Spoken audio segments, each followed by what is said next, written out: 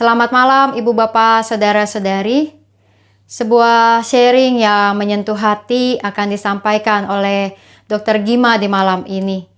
Ketika menghadapi pandemi dengan begitu banyak hal yang terjadi, apa yang menjadi pikiran dan perasaan dokter yang satu ini? Mari kita dengarkan. Selama ini dari bulan Februari itu kita mulai dikelilingi oleh masalah, tidak hanya COVID tetapi juga masalah iman dan juga finance. Karena sekarang ini banyak sekali orang yang susah, maka mau nggak mau kita juga berpikiran negatif. Jadi kita sendirilah yang bisa mengangkat diri kita untuk survive dalam hidup ini.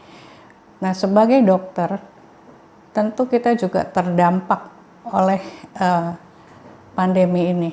Karena kalau kita lihat, seorang dokter gigi itu selalu akan mendapatkan pasien. Dan pasien itu seringkali walaupun dia pakai masker, menjaga diri, tapi dia tidak sadar bahwa kadang-kadang dia adalah OTG. Nah, pada waktu Februari di Indonesia belum ada rapid test. Mulai rapid test baru April.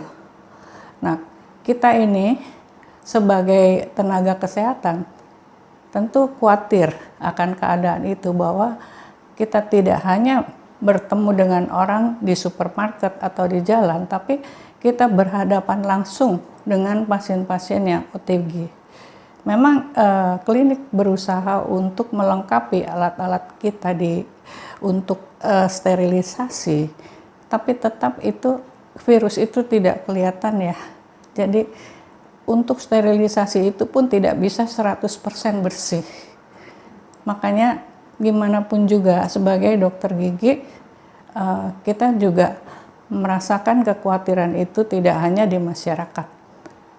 Nah, seperti yang kita ketahui bahwa untuk tahun 2020 itu 338 orang dokter gigi terpapar oleh COVID. Kemudian yang meninggal itu ada 48 orang. Termasuk teman baik saya, termasuk teman seangkatan saya, dan minggu yang lalu juga teman seangkatan saya berada di ICU bersama suami dan anaknya. Jadi untuk berpraktek sebenarnya kita juga was-was. Nah, itulah kesulitan kita. Walaupun kita sudah menjaga dengan sebaik mungkin, tapi begitu kondisi badan kita drop sedikit saja lengah, maka kemungkinan kita juga terpapar. Nah, bulan yang lalu, kalau tadinya itu masih di lingkungan luar rumah kita, teman, sepupu saya 3 meninggal. Kemudian bulan yang lalu justru pembantu saya yang terpapar. Jadi sudah masuk ke dalam rumah saya. Ditambah dengan di sini kita lihat bahwa pelayanan dari gereja ini untuk orang-orang yang mau screening tes COVID itu sedang maju. Kemarin saja itu sekitar 98 orang yang periksa. Nah, jadi kemungkinan untuk datang ke sini aja itu orang takut ya.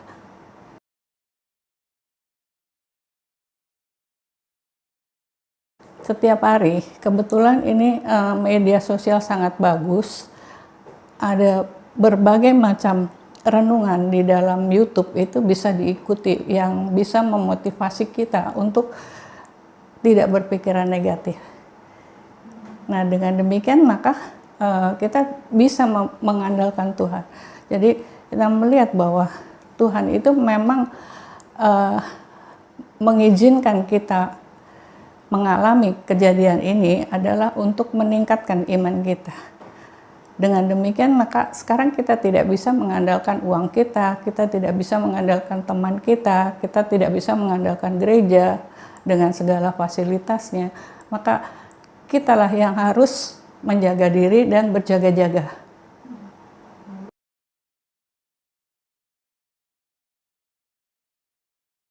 Jadi kita sendirilah yang mencari hobi dan mengisi waktu kita. Nah, salah satu di antaranya saya suka tanaman.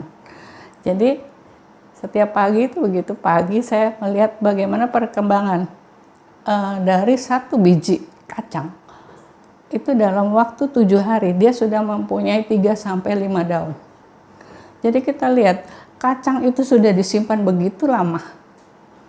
Bahkan sudah hampir busuk, tetapi Tuhan bisa menyebabkan dia menjadi benih yang bertumbuh untuk hidup dan dinikmati oleh banyak orang. Jadi dengan begitu maka saya percaya bahwa pemeliharaan Tuhan itu untuk kita tidak pernah hilang. Kita selalu disertai Tuhan tiap hari, tiap jam, tiap menit. Jadi itulah yang menjadi pegangan saya untuk bisa bertahan.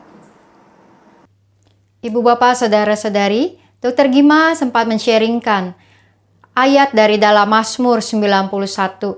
Ibu bapak saudara-saudari bisa membaca secara lengkap pasal Mazmur 91 ini. Saya akan bacakan ayat 1 dan ayat yang kedua. Orang yang duduk dalam lindungan yang maha tinggi dan bermalam dalam naungan yang maha kuasa akan berkata kepada Tuhan, tempat perlindunganku dan kubu pertahananku, Allahku yang kupercayai. Tidak mudah bagi tenaga-tenaga medis menjalankan tugas-tugas mereka di masa ini. Mereka juga manusia dengan pikiran dan perasaan yang datang silih berganti kepada mereka. Namun sampai saat ini kita bersyukur untuk setiap tenaga-tenaga medis yang telah memberikan dirinya untuk melakukan tugas dan tanggung jawab mereka, menolong banyak orang di masa-masa pandemi ini, dan kiranya dalam semua perjalanan ke depan, tenaga-tenaga medis dapat terus melakukan apa yang terbaik dengan dukungan kita semua. Terima kasih untuk selama seminggu ini kita mengikuti setiap kesan-pesan, sharing, dan pengalaman dari para dokter-dokter di Klinik Pratama Gria Kasih Indah.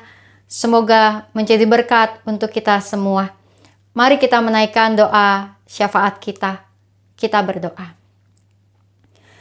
Tuhan yang Maha Kasih, di dalam menjalankan setiap pengalaman kami di masa pandemi ini, banyak hal yang terjadi, banyak hal yang menakutkan, tetapi juga banyak kekuatan dan pengharapan yang Kau nyatakan bagi kami. Kami bersyukur untuk setiap dokter, suster, tenaga-tenaga medis yang mendedikasikan diri mereka di masa-masa ini.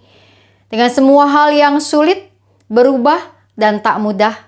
Tapi mereka dapat terus melakukan apa yang terbaik. Beberapa di antara mereka telah gugur. Kiranya Tuhan menguatkan setiap keluarga-keluarga yang kehilangan. Dan berapa juga di antara mereka bergelut dengan berbagai pemikiran, perasaan di masa pandemi ini. Dan biarlah kiranya Tuhan Kau yang terus menguatkan dan meneguhkan setiap tenaga-tenaga medis. Kami berdoa untuk Dr. Gima, juga untuk setiap pelayanan, kehidupan yang dijalaninya dimanapun ia berada, khususnya di Klinik Gria Kasih Indah. Berkati seluruh dokter, suster, staf, pengurus, bahkan juga pengurus yayasan, agar di dalam pelayanan mereka banyak hal yang terus menjadi baik. Biarlah kiranya Tuhan proses vaksinasi bagi setiap tenaga medis dapat terus berlangsung.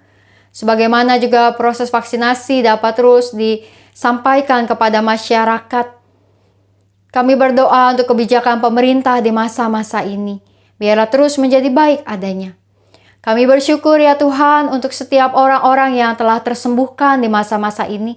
Mereka yang memperoleh kekuatan, mereka yang memperoleh pengharapan, dan setiap keluarga yang terus merasakan dukungan, doa, dan juga perhatian yang membuat mereka dapat terus melihat kebaikan Tuhan.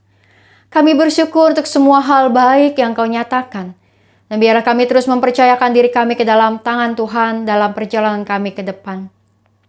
Berkatilah Tuhan gerejamu, GKI Gading Indah secara khusus esok hari ketika akan dilakukan perekaman ibadah, sakramen baptis dan sidi. Kiranya semua berjalan dengan baik. Dan ketika setiap gereja-gereja menyiapkan masa raya Paskah, kiranya menjadi masa raya yang menguatkan kami. Kami berdoa untuk saudara-saudari kami yang bergumul dengan kondisi kesehatan mereka. Untuk Pak Gunawan Lili, Bu Joyce, Pak Suherman dan Michelle. Untuk Ibu Iriani sekeluarga. Untuk Bu Westri, Pak Singgi bersama dengan keluarga. Untuk Pendeta Stephen Suleman. Jamahlah mereka Tuhan, pulihkanlah terus mereka di dalam sebuah proses mereka melawan COVID ini. Kami berdoa untuk Penatua Henry, Bu Damayanti, Bu Titin, Andion, Angel, Bu Dewi Bandola, serta Bu Lani, mamah dari Pak Hendy, di dalam semua proses yang sedang dijalani untuk perawatan dan pemulihan mereka. Kiranya terus Tuhan Kau menguatkan dan menopang. Kami juga berdoa ya Tuhan untuk setiap kami di malam ini kiranya bisa beristirahat dengan baik. Dan esok hari kami akan bangun dengan kesegaran yang baru untuk menjalani hari-hari kami, menyambut hari Minggu, beribadah, memuji, dan memuliakan nama-Mu. Tuhan, sertai kami dan keluarga kami. Hanya dalam nama Tuhan Yesus kami berdoa. Amin. Selamat malam Ibu Bapak sekalian, kiranya kita dapat terus menjalankan setiap pengalaman-pengalaman hidup kita dengan penyertaan dan pertolongan Tuhan yang selalu tepat adanya. Salam 3S, sehat, semangat, sukacita. Tuhan memberkati.